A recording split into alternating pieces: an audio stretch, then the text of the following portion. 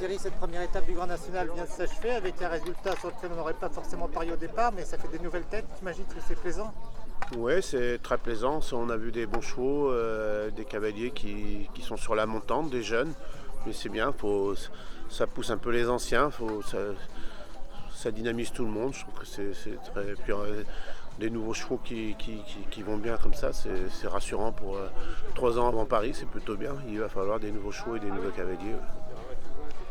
Il n'y avait pas tous les chevaux du groupe 1 sur cette épreuve-là. Les rentrées vont être progressives, ça va être à la carte un petit peu. C'est un petit peu à la carte, oui, mais bon, il manquait pas grand monde. Hein, il nous manquait surtout Absolute et puis le gris de Christopher. Ils seront tous les deux à Pompadour. Donc on a fait exprès de les économiser un petit peu parce que c'est des chevaux qui sont des valeurs sûres. Donc c'est pas la peine de les mettre dans le rouge dès le début de l'année. Ça leur en fera une course de moins. C'est pas... Faut quand même les protéger, il faut penser à l'avenir. Karim qui a fait une petite blague hier. Karim nous fait la même blague qu'il y a un an. Et, il y a un an, il avait oublié un obstacle. Là, il s'est trompé d'obstacle. Donc c'est le début de saison. Mais c'est surtout pas grave. Le cheval avait bien couru jusque-là. Il lui en restait 4 à sauter. Mais oui, c'est malheureux. Mais ça fait partie de notre sport. Hein. Faut bien un petit moment d'inattention, ça coûte cher, mais c'est pas la fin du monde. Les objectifs de saison, c'est bien sûr Pratoni. On va avoir du monde à badminton cette année.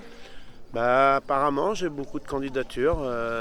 J'espère qu'on nous prendra tout le monde, mais des chevaux très intéressants parce que des chevaux endurcis, des chevaux qui vont vite, des chevaux qui sont faits pour faire ce type de parcours.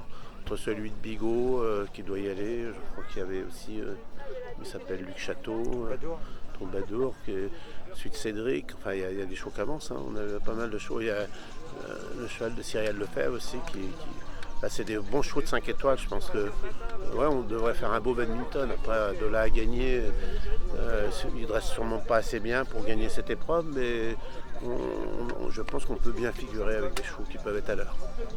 Il y a eu des changements dans le staff cette année, le départ de Serge, Patrice qui arrive. Comment ça se... Ça c'est la suite logique. Oui, il faut bien.